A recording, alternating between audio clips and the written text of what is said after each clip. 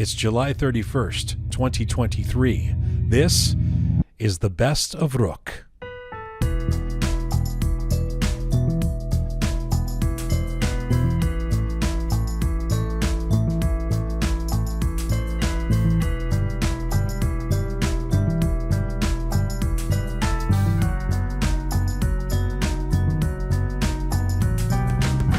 Hi there, welcome to episode 275 of Roqe.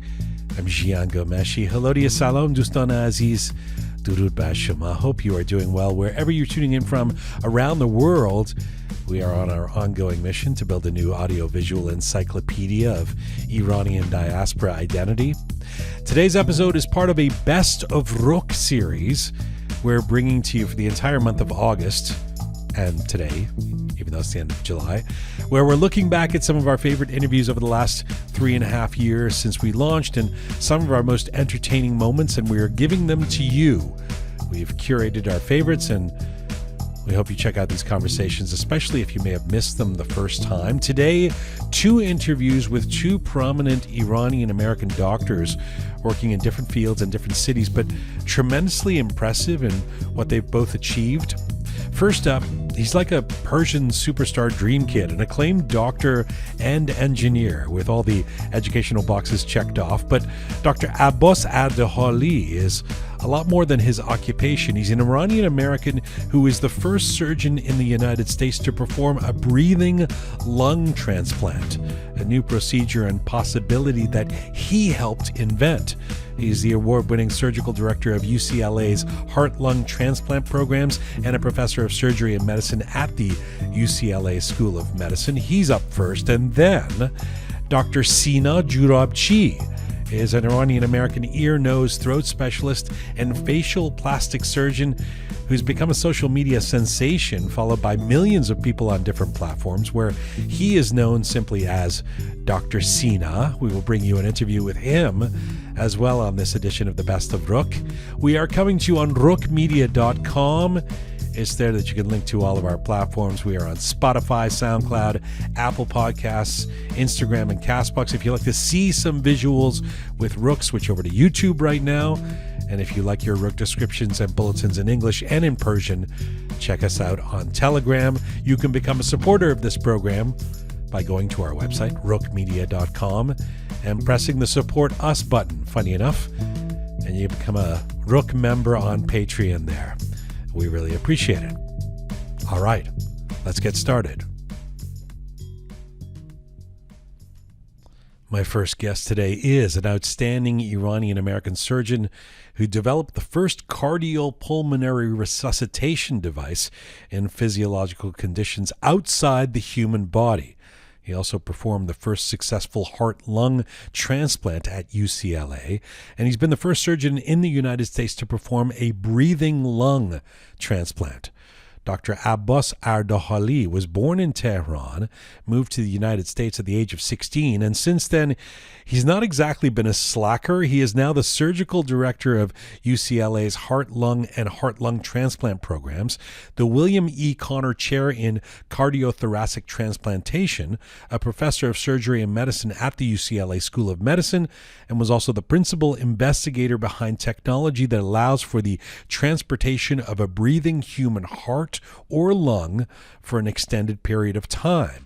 Professor Ardehali has received a number of awards, including a Best Doctor in America distinction for the years 2007 to 2016, the Breath of Life Innovation Award from the Cystic Fibrosis Foundation in 2013, the Ellis Island Medal of Honor by the National Ethnic Coalition of Organizations in 2017, and the Los Angeles Magazine Top Doctors Award in 2018. And with all of this, he's also a champion of the Persian community in the diaspora and committed to helping spread a positive image of Iranian culture. Dr. Abbas Ardehali joined me from Los Angeles. Here is our conversation. Hello, sir. Well, good afternoon to you, and it's a pleasure to be on the Roqe conversation with you today. It's great to talk to you again. I'm afraid I have to start on a note of disappointment with you because, life is hard enough for those of us who have failed our Persian parents by not becoming a doctor or engineer. But you are an acclaimed doctor and engineer, and it really isn't helping the rest of us. Well, I can tell you that as I was being brought up, just like all of us, the importance of education was of paramount importance to us in our family. And as you mentioned, I did not slack off much, and I have done my share of obtaining degrees and pushing through with my educational process. I love that you're unapologetic about it. It's like "Aare gaya, man mohandas doctor." What did you do? Well, yeah, let me actually, for the record, let's get it out of the way. Let me just read this. You completed your fellowship in cardiothoracic surgery at UCLA, your internal medicine residency at UC San Francisco, a master's degree in public health at UC Berkeley, a medical degree at Emory University School of Medicine, both a master's degree in chemical and biochemical engineering, and an undergraduate degree in biology and biochemistry from Rutgers University. I'm sure that's not even the complete list, right? Should I keep going? No, well, I think that pretty much sums it up. But I never thought of it as you bring it up, and I appreciate the acknowledgement that you have brought up with recognition of all of these degrees. Well, all joking aside, we're incredibly proud of you. I mean, you're sort of a symbol for the community to look at. Have you always been an overachiever? Well, I have had my shares of areas where I have not disappointed my family, but I think that this is education has been an area of strength for me and our family, and I have obviously been blessed to have the ability to perform well in schools and have the good fortune of being able to educate and be able to finish the educational process. Let me ask you first about being at the forefront of medical breakthroughs and the work you do in terms of medicine, what you were just talking about. Let's start there. It's only been in the last decade that you have presided over the first breathing lung transplant. Now, I didn't know what that was. I've done my best to get up to speed on it, learning about it. I mean, this is quite incredible. Can you, for our audience in a very simple way, describe what a breathing lung transplant is? Sure. As you know, the first human heart transplant was performed in South Africa by a physician called Christian Barnard. Some of us may have recollection of that event. Over the past 50 years or so, for us to do any organ transplant, be it either the heart or the lung or the liver, what we do is that we stop the organ in the donor's body and put it on ice, and then bring it to the recipient hospital where the recipient is located, and then we perform surgery. Right. Naturally, keeping a human organ on ice is never meant to be physiologic, and as such, it leads to slow damage of the organ, such that we have a limited time span where we can transfer organs from one hospital to the recipient hospital or taking it out of the donor body before we reestablish blood flow in the recipient body. Right. For hearts, it's in the order of about 4 to 6 hours. For the liver, it may be a little bit longer. For the lung, it's about 6 hours or so. And as a result, we are Sorry, not what able is to 6 share hours? The thawing that. of it, or I mean, what is 6 hours? The window that you have before it somehow gets damaged? Correct. It's the safe preservation period. Okay. In other words, given the current technology and what we have been doing for the past 50 years, we cannot keep a human organ outside of a human body on ice for more than 6 hours. So Oh. if we have a donor in Florida, we would not be able to share it with a patient in California. Okay, so it's not Or sitting on ice for weeks. It's a very short process, even if it is on ice. it's a finite process until the organ gets injured and is no longer used or Okay. usable.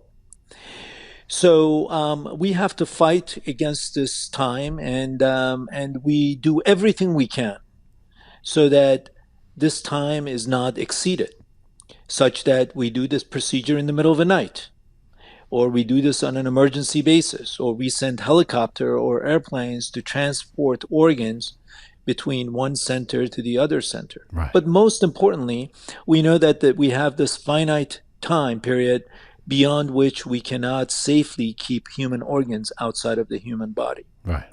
So this is something that has intrigued the minds of many of the transplant pioneers and the specialists for many decades.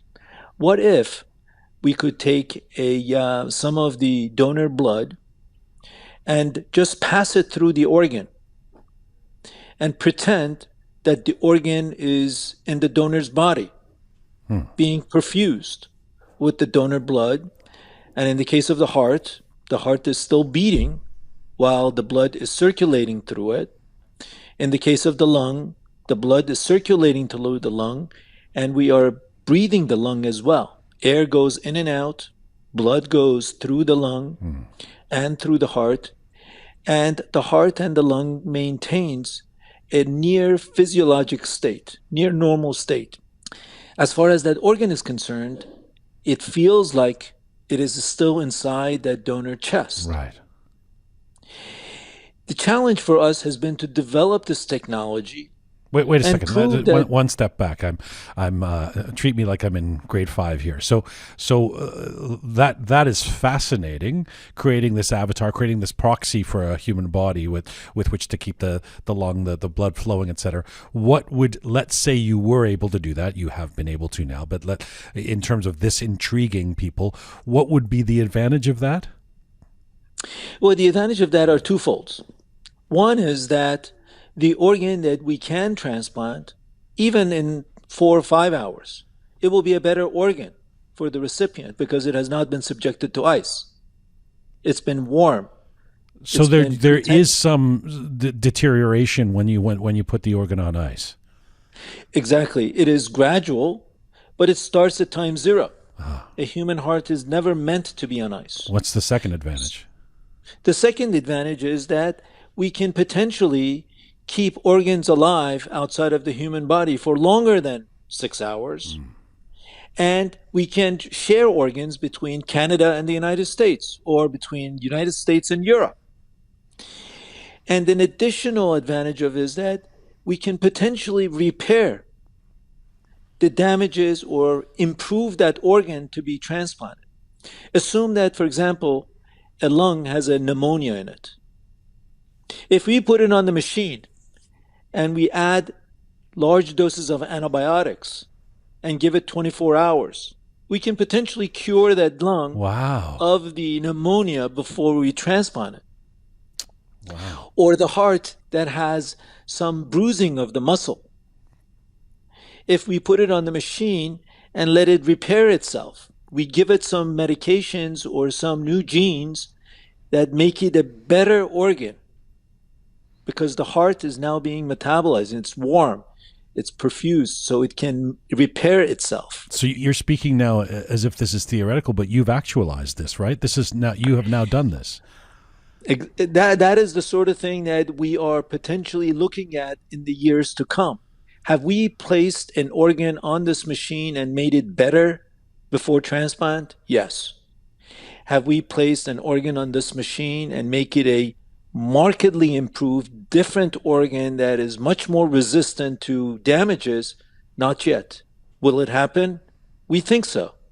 We are optimistic that this is, as you correctly pointed out, is a bioreactor for human organs so that we can make them better organs for transplantation. So this is probably a superficial analysis, but on the face of it, I'm guessing that keeping a lung alive, creating a breathing lung, is a lot more costly than putting it on ice.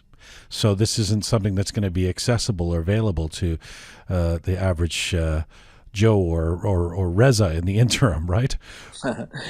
Correct. It obviously is going to require additional costs and additional labor and resources, yet the potential to the larger community can be remarkable, because we can now replace organs for humans of for any condition that they have a damaged organ, and replace it with a near perfect organ, Wow. so that they are more likely to have enduring life with intact organ function. So I'm fascinated by the science of this and this discovery and this what you've created. But I'm also fascinated by your role in this and your interest in it. I mean, tell me about the intersection of Abbas being an inventor and also wanting to help people. Is working on a new discovery like this, like, say, ways of administering transplants, the perfect marriage of being that engineer and surgeon? I think that having been the fortunate person to be at the forefront of the field of solid organ transplantation at UCLA, and being able to be engaged with this technology at the very early stages, gave me an opportunity to have a wonderful position to lead and guide this technology in the early stages of development. I was involved in the design of the product, as well as in the early investigations in humans and beyond. And I was the principal investigator for the what we call this device, organ care system (OCS), for the OCS in the heart as well as in the lungs. And I think that this technology is not only exciting and potentially transformative in the field of transplantation, but it is incredibly gratifying to be able to have a meaningful impact in future lives. Mm. The ability to be able to offer life-saving therapy to patients with end-stage organ diseases in the years to come. But you have a meaningful impact by just doing the transplants themselves, the way they've, with the existing technology. I mean, there's something about you that seeks to go deeper, to want to actually be at the forefront of discovering even newer and better ways of doing this. Where do you think that comes from in you? Right, Jian. I think what's notable is the fact that when I do a transplant, I impact one person and one family's lives. Whereas if you do research, if you innovate, if you are pioneer, you actually may impact many hundreds and thousands of lives in the years to come. And that difference is something that if you ask any innovator or pioneer in the field, is what drives them to do the work and get up every morning to persevere, despite the chances of success being relatively low. Mm. And I think that that is the driving force behind my interest in not only help a person, a patient, one at a time, but try to innovate such that in generations to come, they can derive the benefit of this technology and what has been done so far. What about the instinct to help people at all? I mean, I'm curious where that comes from. Take us back. Your family, if I'm doing the math right, you would have left Iran before the revolution, much like my parents did before I was born. Unlike me, you were alive. You lived in Iran until you were 16. Then you came west. What do you remember from those days in Iran? How do you characterize your time as a child in Iran? Did you have this instinct to want to help? Well, I look very nostalgically on my short time that I had in Iran. I left Iran when I was 16, but I can tell you that those 16 years probably had more impact on my life and my personality and on who I am, a lot more than the other two-thirds of my life. Um, as you well know, it is part of any Iranian culture, family, and history is to do everything for their children and advocate for their children to educate themselves and better themselves.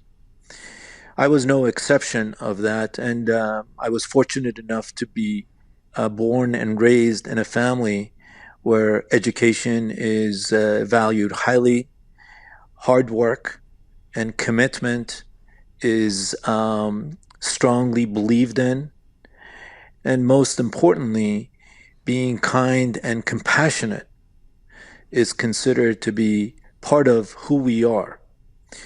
I think that sometimes we look at the Iranian culture, especially for those who have a fairly narrow view of Iran and the Middle East and what they hear, given what the current climate is, and do not quite understand the human values that the Iranian culture, Iranian family respects and honors. Right.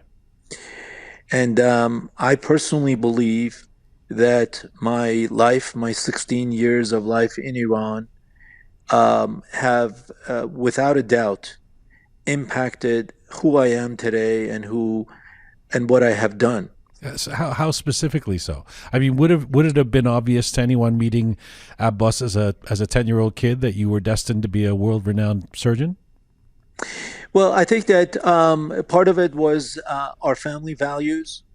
I think part of it was my robust and strong education that I received for the first 16 years when I was in Iran, because my foundation was built so strong because of what Iran's educational system was at the time You were in Tehran, yes? in Tehran. So we're And talking about the 70s in Tehran?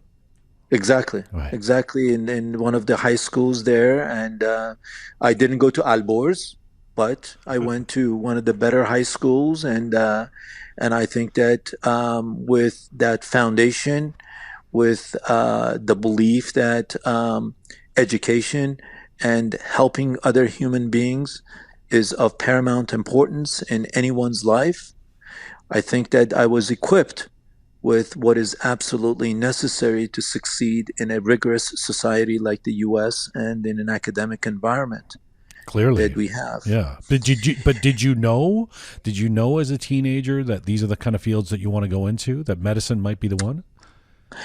Well, I still vividly remember I was about 8 or 9 years old when I was watching the news when the first human heart transplant was performed. And for some reason, maybe I'm just thinking about it, but I still remember in a black and white TV that they were reporting, I think at about 8 p.m. news, that the first human heart transplant was performed Wow.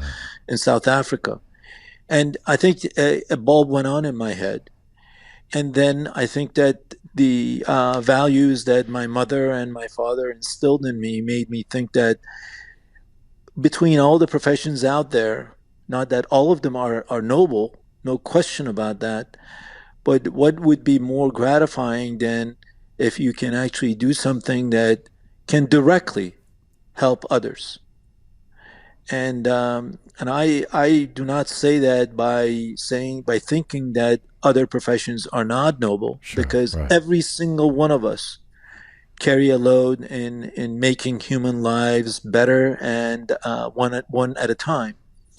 However, I think that I'm fortunate, I'm blessed to be in a position to be able to directly see how my education, my hard work, and my perseverance can translate into improvement in the quality of lives for a human being. Abbas, why did your family leave Iran?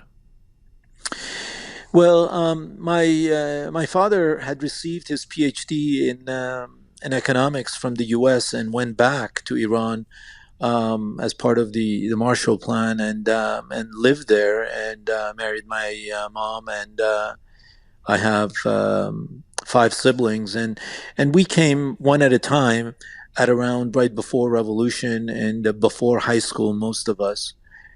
But my family, my mom and my mother and father, were very much tied to Iran and Iranian values, and they never wanted to fully emigrate. So my parents unfortunately passed away about 6 or 7 years ago.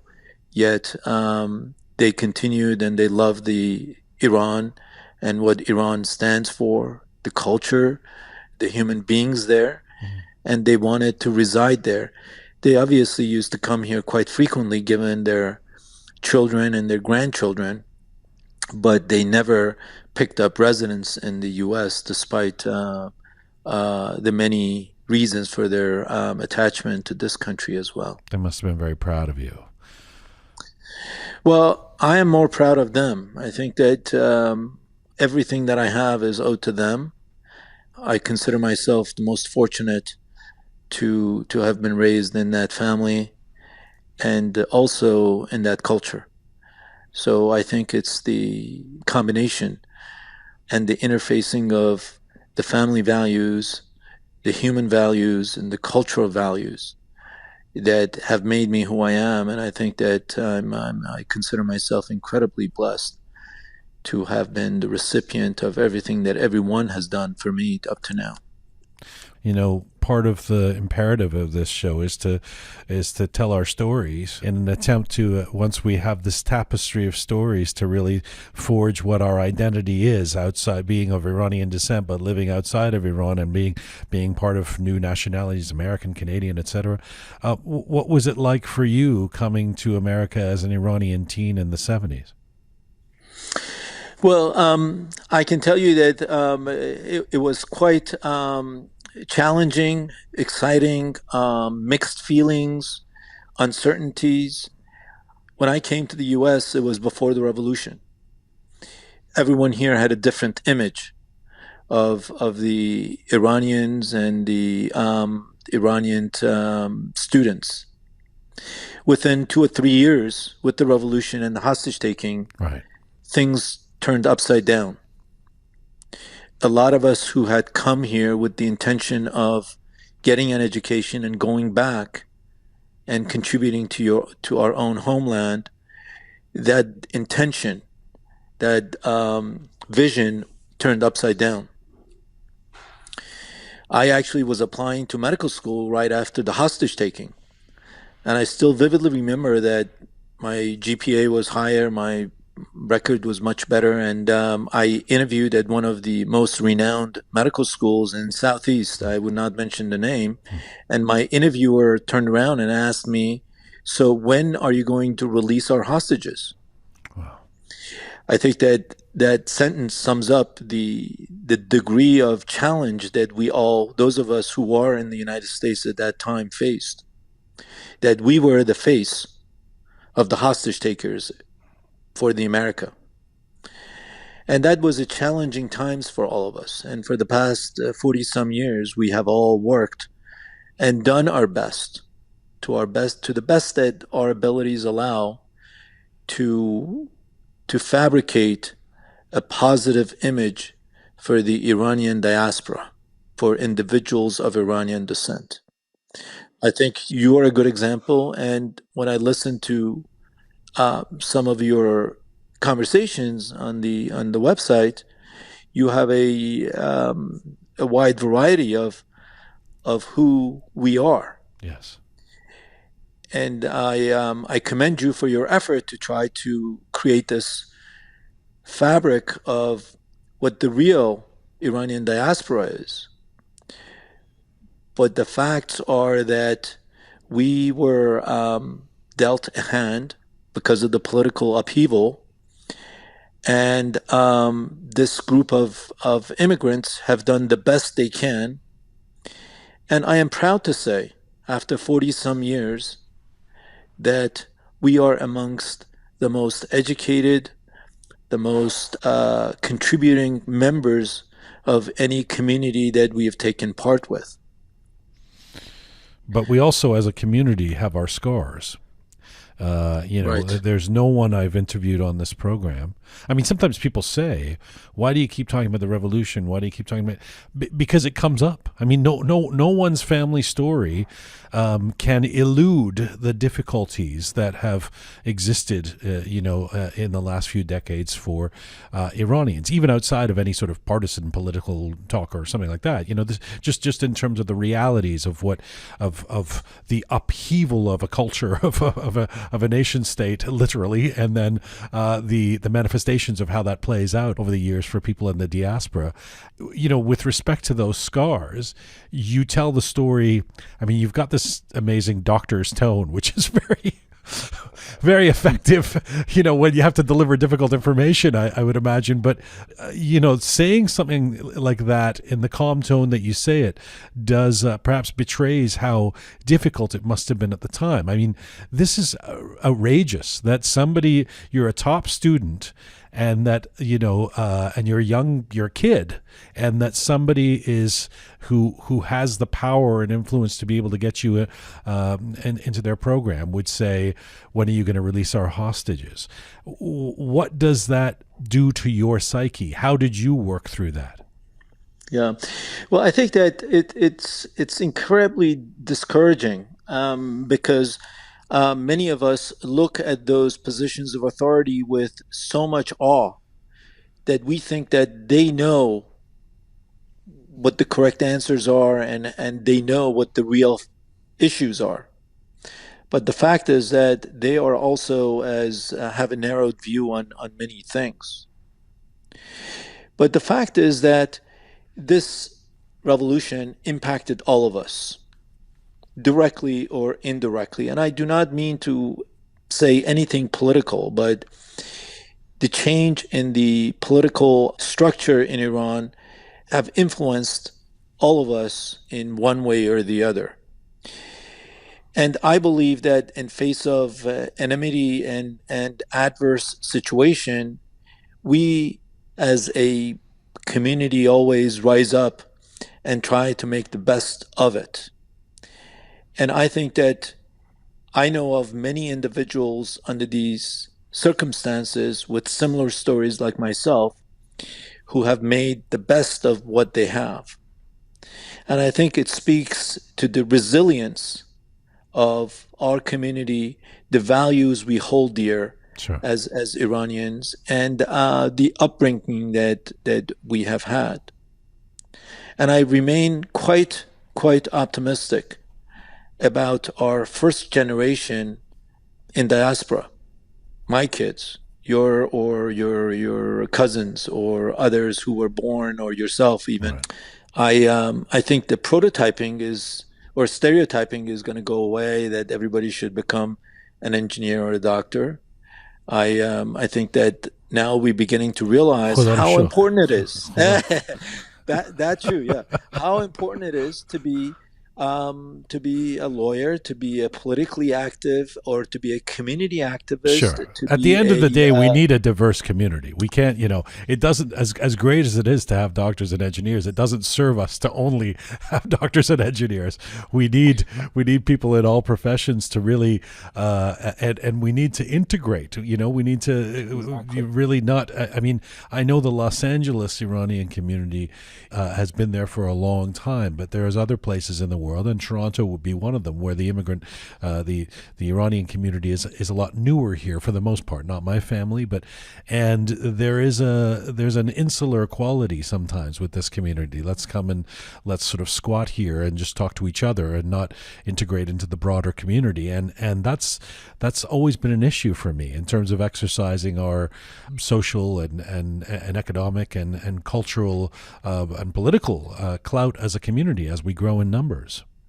Exactly, and I think that what you are doing, Jian, with this podcast is a good example of what we need to do as a larger community. We cannot, as you said, we can all be doctors or engineers and be very successful, but I think that a broad-based community needs more than just that.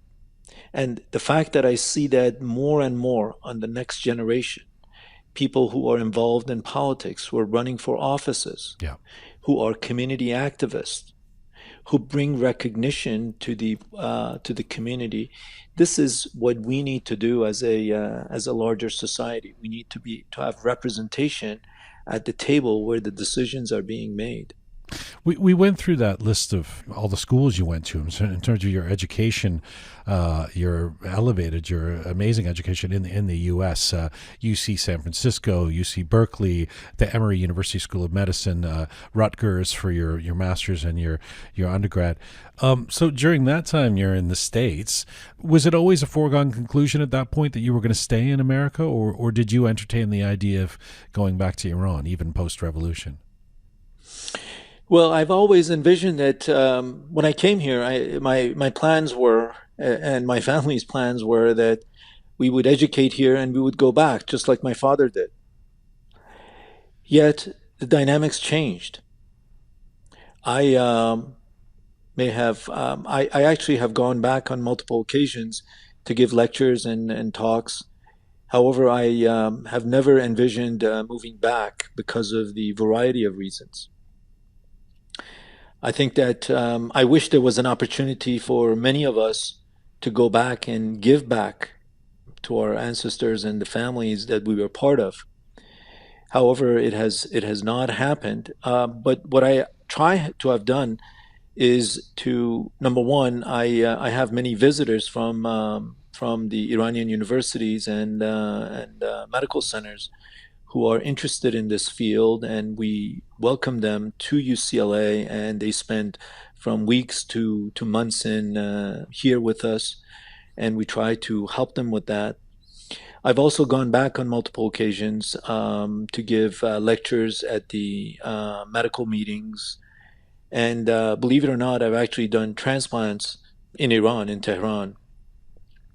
So, although a small part, but I do think that an integral component of a fruitful life is to give back. And I can't think of anything more deserving than to give back to the individual Iranian families who are in need right now. I wish we could do more, but as all of us, I'm still optimistic that things will get better. The political climate will improve such that we can exchange in all fields between the Western world and Iran. Well, you're in Los Angeles, which of course is long identified as one of the epicenters of Iranians who live in the diaspora, and you would, whether you like it or not, be considered one of the captains of our community, and just in terms of your prominence and what you've accomplished. You've also been there for a while. How would you characterize the way you've seen the Iranian community change or evolve over the years? Um, a very interesting question because the one thing I can tell you is that there is no one answer to this question. Obviously, it's a very heterogeneous population that reside in Southern California. And as time has changed, or as time has gone by, the vision, the impressions of this community has also changed. I think that compared to 30, 40 years ago, when many people were hoping to go back, everybody is now determined that this is where their lives will be. Hmm. The first generations are still in the shock state or recovering after that, that this is where they and their families will reside. The second generation, which or the first generation that were born in the states, are very much diverse, and they have really interfaced with the American communities in a seamless way. They have become part of the fabric of Southern California, and they sometimes you can't even tell that their parents were are Iranians. Hmm. A reflection of that is something we just talked about, their engagement in variety of fields and pushing the envelope just like any other immigrant community to integrate fully in their new home. I think that one of the things that we as a group are recognizing is the importance of being engaged in our political system so that our voices are heard when decisions are being made. As Iranians, we have been somewhat reluctant to get engaged in the political system, but I think that in any democracy, this is of critical importance Yeah. to participate. Otherwise, Although of course our community is quite balkanized even within that, correct. or even more so. Once we get into the politics of the West, you would know that sitting in Los Angeles after the last election, Correct. right? Very much so, very much so, and everything that has transpired in the past few years is a reflection that unless we all get engaged, anything is possible. In response to your question, how the diaspora in Southern California has changed, I think that the one thing for sure is that the Iranian diaspora remains very successful in terms of the education, in terms of investment, in terms of assets, in terms of their political clout. And we are slowly transitioning to a integrated part of the an immigrant community where our children becomes part of the fabric. Hmm. We are involved in the political system. We are a force to reckon with, not only in terms of the education or in terms of value, in terms of philanthropy, in terms of support, in terms of other factors that is integral to the success of any communities. I remain quite optimistic about what the future holds. You've said that. You've said you're quite optimistic. What? How would you answer this question if I said, what is the greatest barrier to success for Iranians in the diaspora, either on a personal level or as a community? I would say coming together. We as a group need to unite our forces. Yeah, I know for Iranians or for many groups in the Middle East, coming together is a difficult proposition.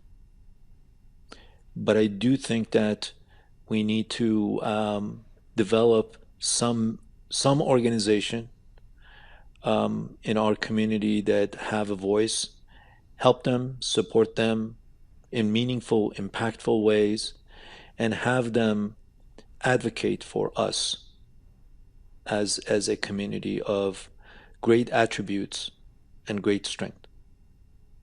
You know, you said something earlier that I jotted down, and I want to drill down a little bit on because I'm sure that you're not somebody who says things that you don't mean. You use specific words, and so normally I would ask you how you self-identify. I mean, you've talked about that. You've talked about, obviously you live in the States. I'm sure that on some levels you're a proud American there as well, but that you really, those first 16 years really impacted you, your parents, you really have this Iranian pride. And you said we have three things that sort of in our DNA, so to speak, metaphorically, of course, I'm talking to a doctor.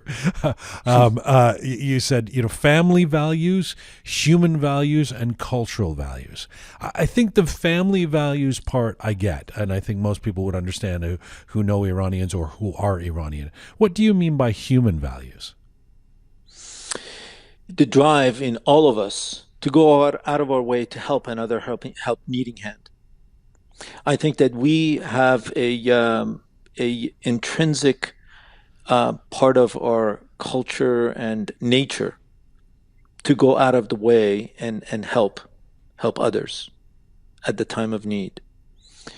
And I have seen that firsthand still in the Iranian culture the few times that I've gone back.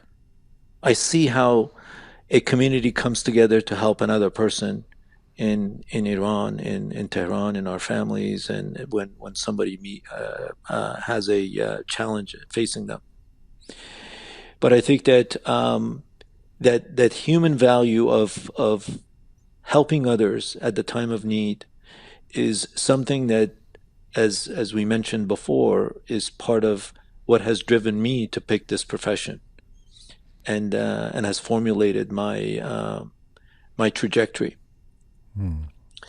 I think that human values that are ingrained in our culture, and I think that has been a wonderful part of us, which I hope will remain strong and will never fade away, because we have faced many challenges in the past decades that could easily dissuade you from Yeah. these values that you hold. It's a good pleasure to talk to you. I have really enjoyed this. Let me come back to your profession that you just spoke of and what you chose based on those human values. I mean, again, it's always a challenge with a program like this. It's a variety program. Our audience is not made up of doctors necessarily, although there are many in the Iranian community and listening around the world. For most of us, our education around top-level surgeons has come from TV shows and movies. So I have my Grey's Anatomy version of what you do, but what is the most challenging part of what you do from a medical standpoint? I think the most challenging part is when you cannot help a needy person or a person that you know would not have any other options without you. I think that the most difficult part of my professional career is when I lose a patient. And I wish there was a way that I could say that I would have 100% success, but it doesn't happen. It's 99 point some percent. And when you are dealing with that patient or their family, it challenges you to your core to be able to be comforting to them while maintaining your own composure. Even though I've been doing this for more than 20 years, it still continues to challenge me every time that I lose a patient or every time that there is a situation where I have to comfort the family members. Yeah, I can only imagine what you having to do that is like. You know, we finish off here and I let you go, it's very intense what you do, right? I mean, you are at the top of your game, but I can only imagine it's an intense schedule. It's emotionally intense. You've talked a bit about that, working quite literally with life and death. How much longer do you want to be doing what you do? That's a good question because my wife keeps asking me the same thing, and sometimes I wonder Baba. Yes, and I do think that there has to be a exit plan. I think that an integral component of that is to ensure that there is a succession plan and other individuals who have acquired the skill set and the knowledge base to be able to continue the work. And I will do my very best to ensure that this continues, and because we have a commitment to patients. We have to ensure that this goes on with improved technology, improved knowledge base, and I will do my part as soon as I think that there is someone whom I feel comfortable to be able to assume the responsibilities. I think that you're absolutely right. I can think of a few other things that are less stressful than this. You can write some bestsellers, you know. It's been a great honor and a true pleasure, and I hope we can continue the conversation. And I thank you so much for coming on, Roqe.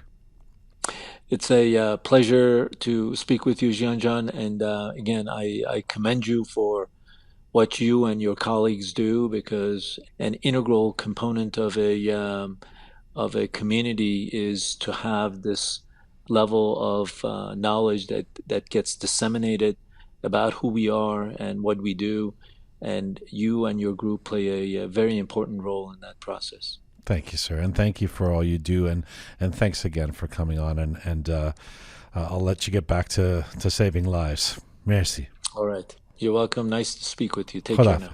Bye-bye. Bye-bye.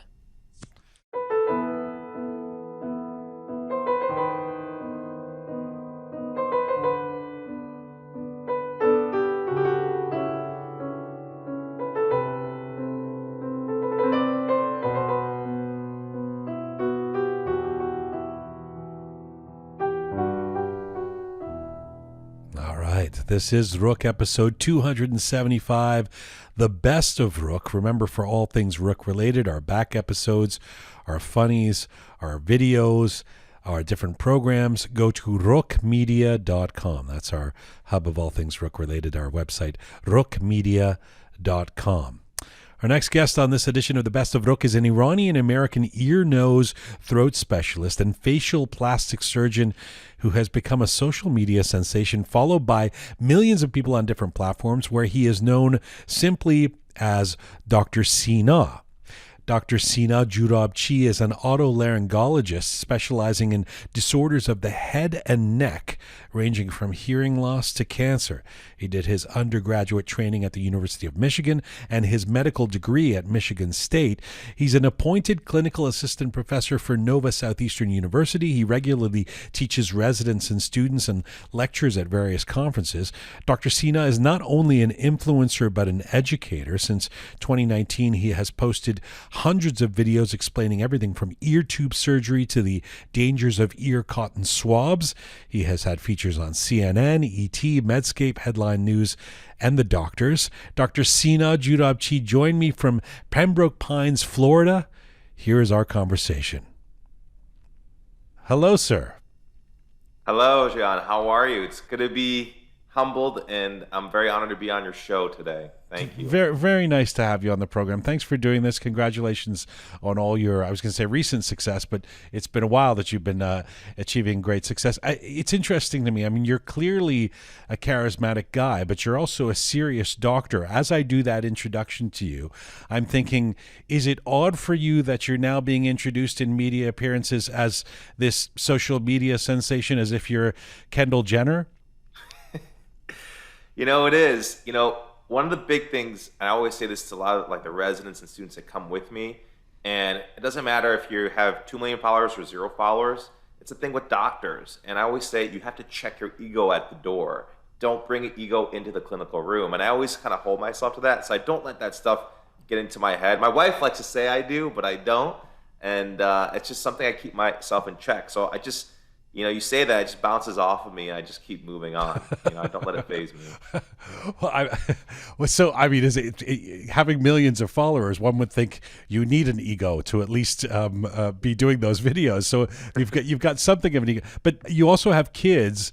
I mean, your 10-year-old son, for example, does he think it's cool that his dad has suddenly become this social media guy? I think more my daughter is intrigued by it. I overheard her talking to one of her friends, and they were doing the classic, well, my dad does this, my dad does this.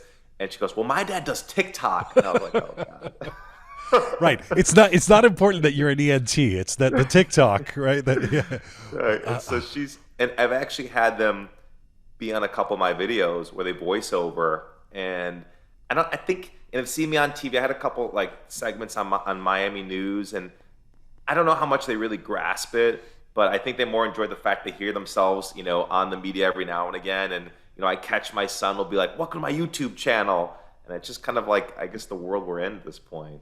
So, I mean, the story is, I can never tell. I don't know how planned this was for you, but the story at least is that you just made a video for fun of you.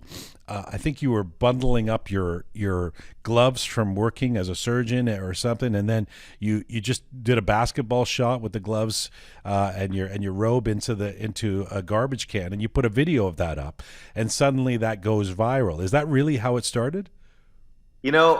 That's where I got a lot of attention, but I got drawn to social media from probably 2014. I posted my first YouTube video because I was thinking it'd be much better to give someone a video where they could always access for instructions on how to recover from surgery or how to clean your ears or how to irrigate your sinus, rather than them getting one paper, which they crumple up, they lose in their car, before they get home. So I started doing that, but I just wasn't as consistent enough. And then fast forward 5 years later, I saw a lot of people having success in social media, and I was intrigued, and started saying, what, like, I had a lot of medicine say, Dr. Sina, you're kind of a cool guy. You should put yourself out there. I'm like, okay, why not? So it's this thing I like to do where I basically just bundle the glove. I think it's kind of an intriguing thing. I'm a basketball player, so I always try to take my shot when I can. So I bundled my gown into a glove, and I just shoot it. And the girl that was kind of rotating with me, she filmed it, we posted it, and it just kind of opened up a world that I didn't know existed, basically. It was there's a few people like yourself, especially the TikTok influencers or the sensations, who seem to have whose ascendance seems to have come concomitant with the period of the pandemic. I mean, it's been really the last couple of years for you. How much do you think the pandemic played into your success or the interest in you in terms of people searching for medical help online and also having more time and inclination to be on social media while they're in lockdown or something? Do you think it's something about that? I think it was all timing. It's funny. TikTok was a platform that was looking to be legitimate. It was something that people thought as kind of a joke. So there was a group of doctors that started to get some traction as infotainment doctors, and we were communicating with corporate TikTok because they wanted to have more information videos for people. So we started to actually communicate with them on a regular basis. As they were kind of pushing our content, then the pandemic hit, and it was just like gasoline on the fire. So they already had their vision of going towards that, and there was an opportunity to really capitalize on getting information out, and it just really opened up a lot of different opportunities. Like, as you mentioned, it allowed me to get exposure on CNN, and I was able to actually start working with the World Health Organization as a result. There's a couple of us doctors that were in communication with them as far as getting the word out on vaccination, mask wearing, proper self-care, and amongst other things, wellness. And so it was definitely an opportunity where people started to value health because everyone was scared and everyone didn't know where to go, and there was a lot of misinformation out there. So this was definitely an opportunity to kind of further that chance of getting exposure to the world. When I've seen you refer to this as medical infotainment. It's a great term. On the one hand, it seems like a great accessible way to spread important medical tips to the masses. On the other hand, medical infotainment sounds oxymoronic, as in, should there be any time for entertainment when we're talking about health advice that can be quite crucial in our lives? How do you navigate that seeming paradox? I look at it, it's interesting. I think there should be both. I think I want to entertain you to the point where you don't realize that you're learning. Where it's like you look back on it and you go, oh my goodness, I learned this from Dr. Sina. I learned not to use Q-tips from Dr. Sina. I think that there's comedy and smiles and just good vibes go a long way. And, a lot of times I think the classic perception of the doctor is just droning on dull, neutral, bland toast type of character. Right. I try to be the opposite. I think it just comes down to communication. If someone's smiling, if someone makes a joke, if someone is can get to a point and communicate well with you, you will take their message in a more informative way. And the beauty of some of the social media, it kind of forces you to do that in an effective way. You don't have that much time to go on and drone on. So I do think that there is relevance in that. And you're seeing it in people on these mediums where they learn how to invest in real estate, cryptocurrency, right, stock market, right. All these different knowledge platforms are existing in infotainment. It's definitely helpful. But I mean, you're young, you're good looking, and you're a TikTok guy now. Do you ever...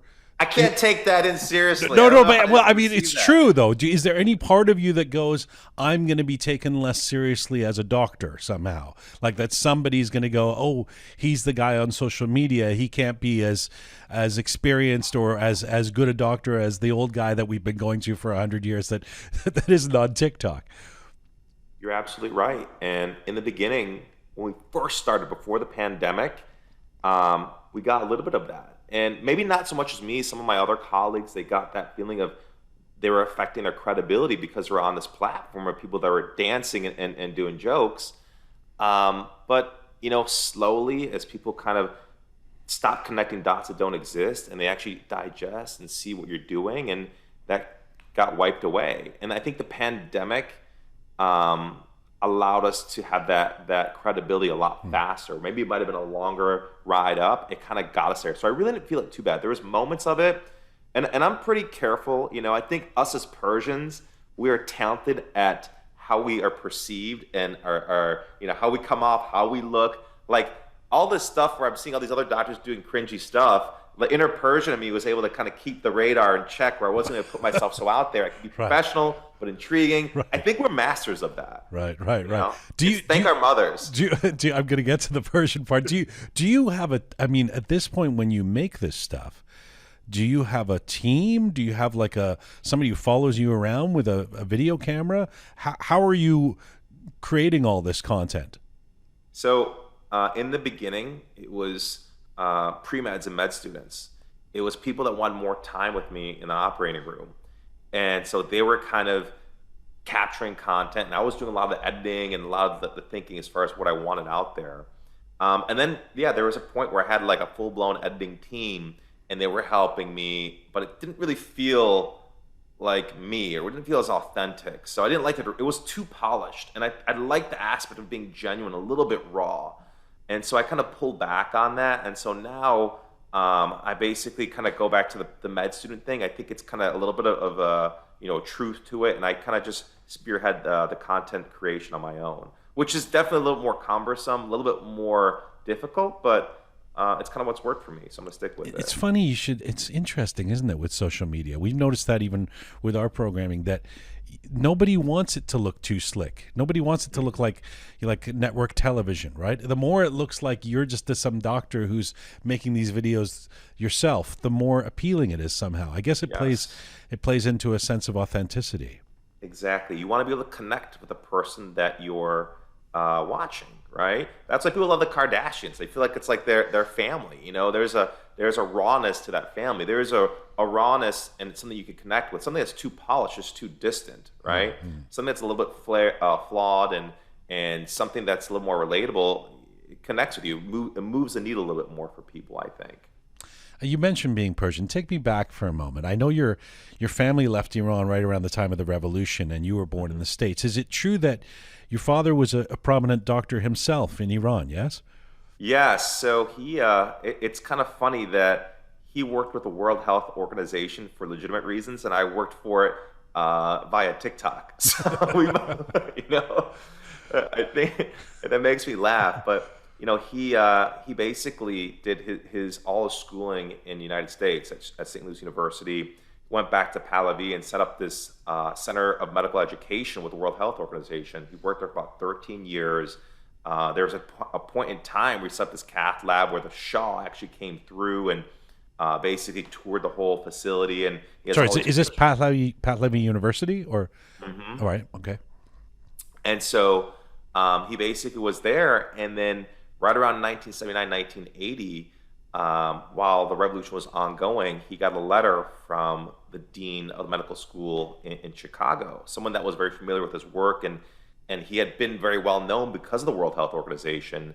And they basically reached out to him saying, hey, would you like to come for a sabbatical, wait for things to cool down, come over here and work at the medical school.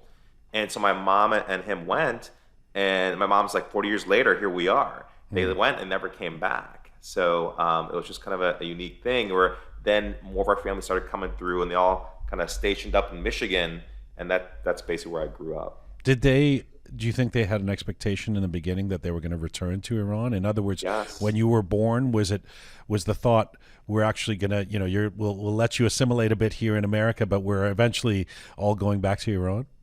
Well, technically, I wasn't a thought yet. I wasn't on the world, but for my sister, they were thinking, okay, let's go to Illinois. Let's be there for a year. We'll let things cool off, and we'll come back and resume our life, back in Shiraz.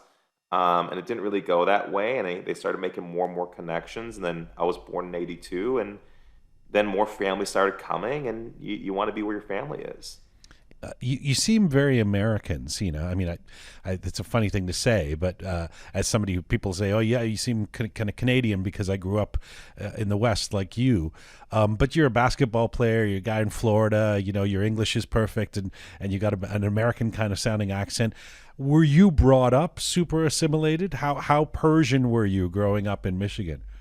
I think I was, looking back on it.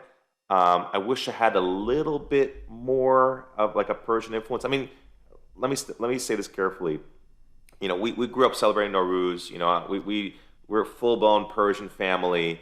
I think and I'm saying on the regret of, I wish my Farsi was a little bit stronger than it is. That's my like longing regret, because I get Persian patients that come through, and I can muster up a conversation, but I wish it just flowed off the tongue a little bit smoother. And but other than that, no, we grew up pretty Persian.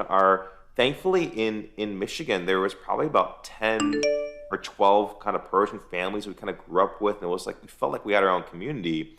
I had my cousins there, so it was a strong community of Persians, and I definitely felt the culture, but very much I definitely have an American influence. I mean that's kind of how I grew up. And was it somehow obvious growing up that you were going to follow in the footsteps of your father and be a doctor?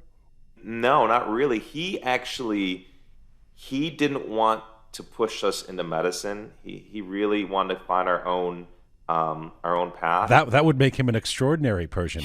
Right. He was smart. He's not pushing you into being a doctor.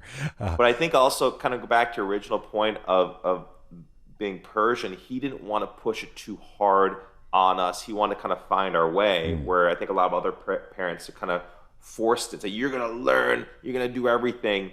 So he was very much hands off and said he didn't want to be forced into it, because his father had basically forced him into medicine. So the experiment worked. Right when I was 18, I did some volunteering work, and I did some volunteering work at University of Michigan Pediatric Burn Unit. And I always talk about this because I say that word, and it just brings back some PTSD memories, and things are just like singed in my brain, some of the sites that I've seen. And it's great. It's humbling. It gives you perspective that, hey, there's people like this out there in the world. People need help. And it connected with me. And it's something I definitely draw upon to kind of humble myself. And I think from thinking about that, I kind of knew I was going to go in that direction. I just had a lot of sympathy and empathy for what was going on. So not being forced by my parents and having a formative experience kind of solidified my path to becoming a doctor. Have you ever considered, I don't know if you visited Iran, have you? Would you consider actually living there or working there? I would love to go to Iran. I've talked about this a lot. And, another regret is my parents went back with my sister when I was studying for my boards. I would talk about it every year. It's one of these things. I was in California last year, and I talked to my cousin's wife about going out to Quiche and checking out all these different places, and I would love to go. Like, that's still, I'm Persian, man. I mean, I grew up in America, but I'm Persian, and there's an emptiness for me not going there. And so I think at some point I will. It does seem a little daunting, to some degree now with where life is, but at some point I do want to go back there. My kids are, they have Persian in them. I want to be proud of where they came from. We're a great society. Wait till you start doing some of your content in Farsi. It's going to be, you're gonna suddenly have 80 million new followers. Trust me.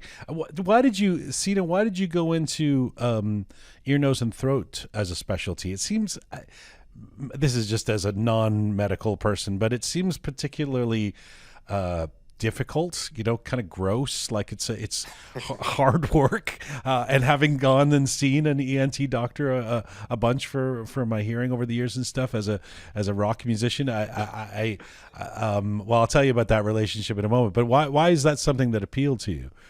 Equating what we do just to earwax is like equating a dermatologist to only popping pimples. And actually, maybe that's not a good example. Let's say, there's a lot of what your nose and throat can do. We're actually head and neck surgeons. Every surgery from the clavicle up that's not in the eyes or the brain, we're doing. We're taking out tumors, we're taking out thyroids, we're doing sinus surgery, doing cosmetic surgery. It's a really versatile field. So, every pre-med and med student goes through a path of, do I want to be a surgeon or do I want to be a medical doctor? Once you make that decision, you kind of go and look at all these different specialties. And ear, nose, and throat was particularly interesting to me because there was a lot of finesse with the surgeries. You're dissecting off these critical structures in the neck, dangerous structures, dangerous nerves, and you're using a lot of cool instrumentation. I'm a techie guy. These scopes, these navigation instrumentation, the devices you're using, it's always an evolving field.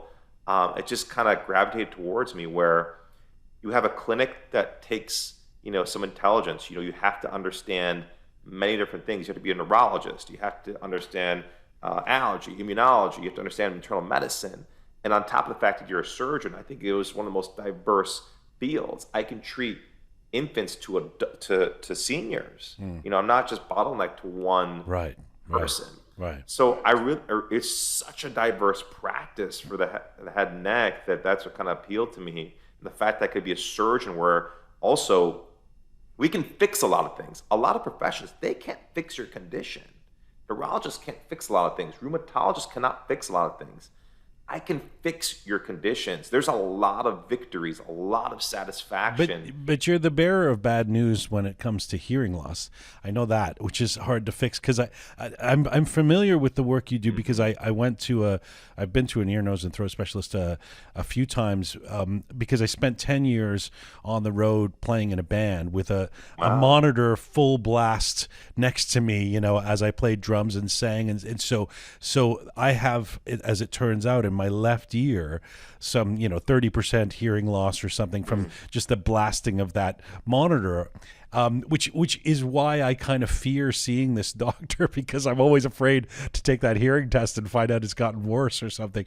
But a lot of the things that the kind of general but really smart lessons that you impart in your videos, I've learned from him because I guess these are things that ENT doctors or people in your field would know, but the general population is really not that aware of. And so let me bring up a couple of them and you can teach us here.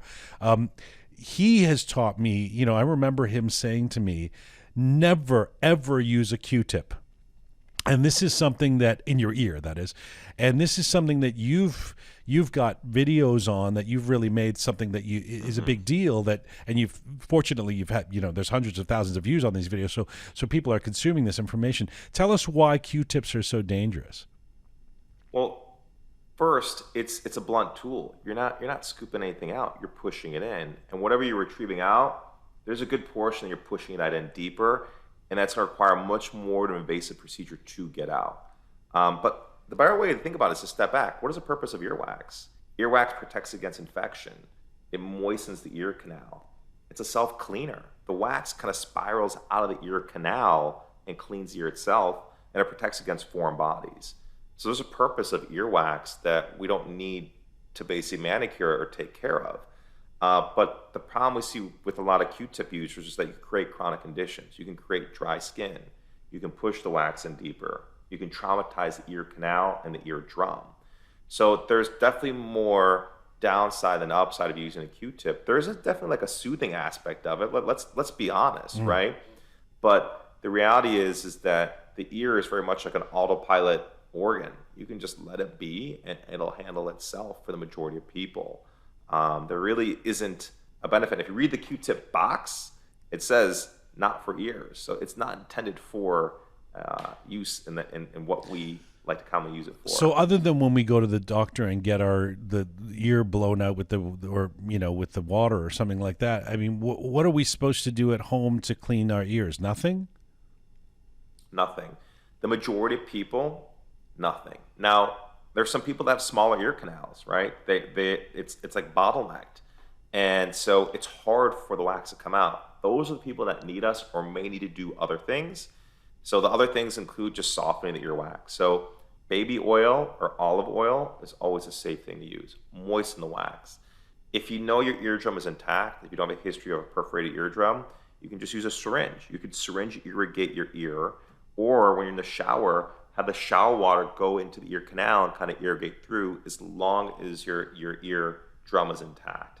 So that's what I recommend for those people is softening it with a baby oil or mineral oil for a couple days, then trying the self-irrigation.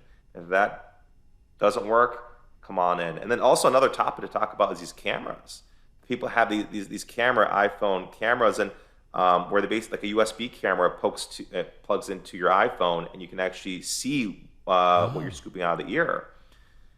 And, honestly, I think that's case by case. It depends on, if it's a 75-year-old person doing it, I'd be worried about the dexterity of that person. But if it's ear wax and it's on the outer aspect of the ear, I actually don't have the biggest problem of you doing that. But I also, again, going back to my original point of there's a purpose for that wax there. We don't need to take it out. In fact, it's protecting you. But that might not be a bad utility down the line of using that camera more regularly. I remember this specialist of mine used to say, don't ever use the type of earphones that you put in your ear, like earbuds or AirPods. I'm thinking if that was ever a rule, you've kind of lost that battle because they've become so omnipresent. But how do you feel about that? Do you counsel people to use the kind of earphones that are exterior that you like I'm wearing right now, or do you think that it's okay to put the AirPods in? I think it's okay to put the AirPods in. They do two things. They can push the wax in deeper, and they can put pressure on your jaw joint, which is right there, and also can trap moisture.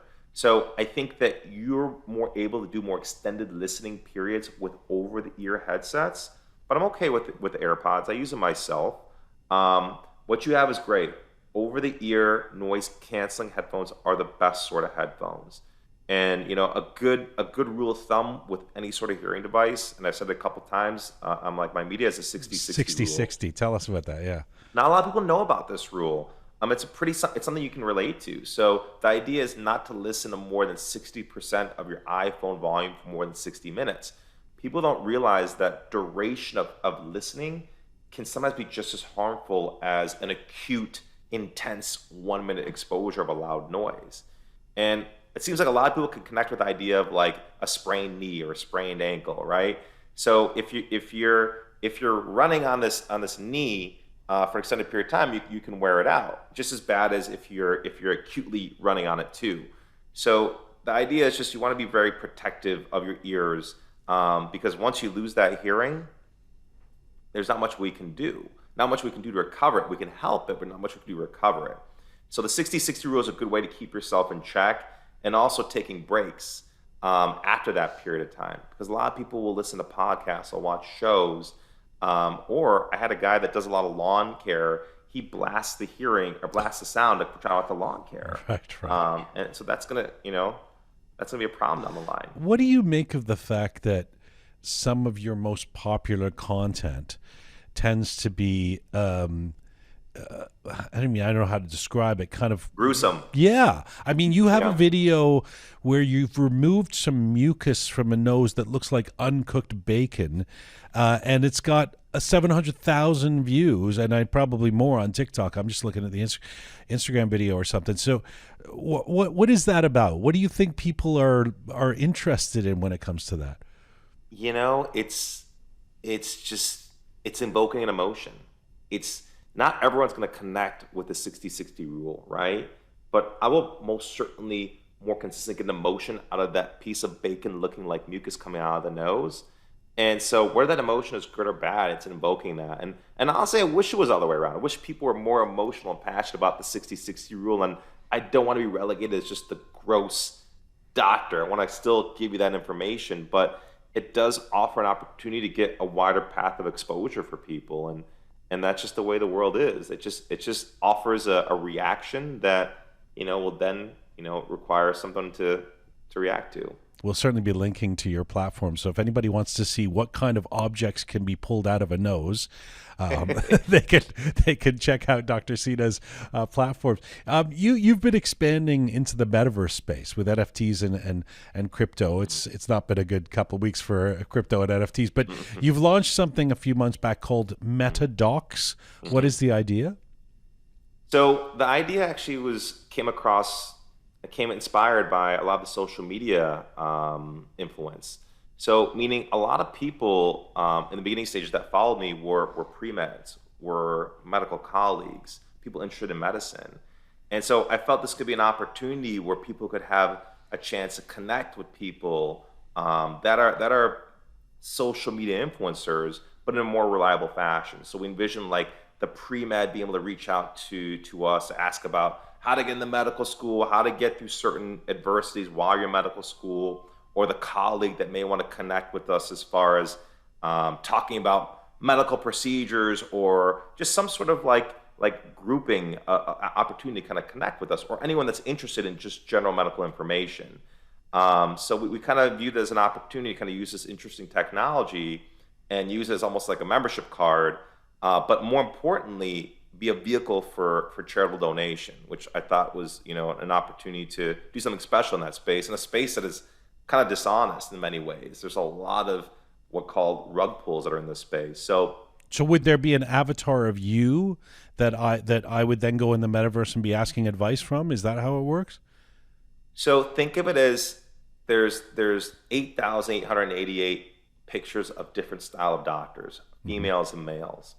And so each one is unique. You would buy one of these and it would almost give you access to this membership that you can connect with, various big social media doctors and have an opportunity to engage with them more reliably. If you look at all of our DMs, we have hundreds of DMs every day, and we can't get through any of them. Right. And there's a lot of people that they take offense of that. And the reality is there's just no bandwidth to do that. Right. So this is an opportunity for people that want to have that further connection to kind of do that, but also while you're doing a big portion that's going to charity. So that was kind of the motivation, and it's kind of been on hold a little bit with what the current market is, but it's something that we're very passionate about. We have a lot of ideas what we can do with it. Also I saw some articles that there's some backlash that's been written about it in the medical community, that Metadocs is not an actual licensed telemedicine service. Is that a real thing, the backlash, or is that just I never know how to trust these kind of articles, You know what it is? And I think a lot of it was our fault because we didn't do proper messaging. It was really exciting. Got the word out. We had a lot of brainstorm thoughts. So people were connecting the dots that don't exist. They were like, oh, these guys are going to do surgical, metaverse surgeries, and they're going to treat us medically via the internet. And no, we just wanted to be more of like a social access. And that was kind of like, it's funny, for someone that's seasoned with social media, we definitely failed there. All of us failed together as far as getting like proper messaging out there. We really want it to be a social access device, and kind of like people that are in our direct messaging to get better access, but also kind of have that charitable opportunity. And what had happened was they reached out to people that fully didn't grasp the project, and they started talking, and then they created this narrative, and then we just got kind of, the rest is there. But that's kind of what the project is. Gotcha. And, we're working on trying to make sure that the messaging is clear and concrete moving forward. A final couple of questions for you. First of all, I mean, it all seems like this is happening quite quickly in terms of your store growing in social media. You've got these appearances that now on TV shows that they're increasingly asking you, and your numbers are growing. And do you have a plan for this? How you will navigate your time as you get more and more popular in social media? Can you see yourself giving up your daily practice and becoming some sort of Dr. Oz pre-politics, that type of thing? I tell my wife this, I tell my family this. I'm not here to be a movie star. I want to be an infotainment guy. And I've had a couple different shows actually reach out to me to start a show, and we've declined them. I'm a family guy first, and I think there's a point where you start going a little too deep. It can be a little bit damaging, and I don't think it's worth it for me. That's not my priority. And it's funny, you may not even believe me, and you're like, well, why are you doing this? I think this opportunity, what I'm doing, I can ride the line where I can get to the world my information. I don't feel it too much in the home base or in the clinical base, and I get it every now and again. But to go bigger than that's not my desire. So I'm going to probably stay in this lane, continue to be a doctor, continue to just infotain, and whoever I can inspire to go in medicine, I'm going to continue doing that, and that'll be the plan. Keep it simple. You seem to be doing a great job of balancing it so far, but I can only imagine there's going to be more difficult decisions ahead as your star grows and your wife starts to get annoyed by how many people are calling you the handsome doctor. But a final question, I think about your dad, and I think about your family. Your dad there, the great doctor teaching at Pahlavi University and bringing all that expertise. What does he make of his son becoming a social media sensation as a doctor? Oh, he loves it. He would go on the shows. He would eat it up. I mean, he's like the elephant in the room. He would relish it up. Maybe he should be the guy here. Like Maybe he should. You should bring him on. He is an intelligent, well-traveled, wide knowledge base he's an impressive individual, and he would do well with it. And he's very proud, and he loves seeing this sort of attention. That's for sure. He's proud. So. Doctor Sina Joorabchi, it's a pleasure to talk to you. I'm thrilled with all your success, and I thank you so much for making the time. I know you're a busy guy. Really appreciate the conversation today. It was a pleasure to chat with you. I'm happy to come back, and I hope your channel continues to have great success. I think it will. Thanks, buddy. See ya. Have a good one. Bye-bye. That's Dr. Sina Joorabchi on the Best of Roqe, joining me from Pembroke Pines, Florida. And this is full time for Roqe for today. Remember, for all things Roqe related, go to our website, roqemedia.com, roqemedia.com, where you can also support us by pressing the Support Us button. Thanks to the amazing team who put these best of shows together. Talented Anahita, Smart Pega, Savvy Rohan, Bearded Omid, Super Parisa, and sound person Louise. Thank you to all of you out there supporting us and sharing our content. So if you're listening but you're not actually a subscriber, it is free to subscribe on any or all of our platforms. Please subscribe if you haven't done so already. You can also find us in all forms of social media. Find me on Instagram at Jian Ghomeshi. And as ever, here it comes. Mizun Bashi.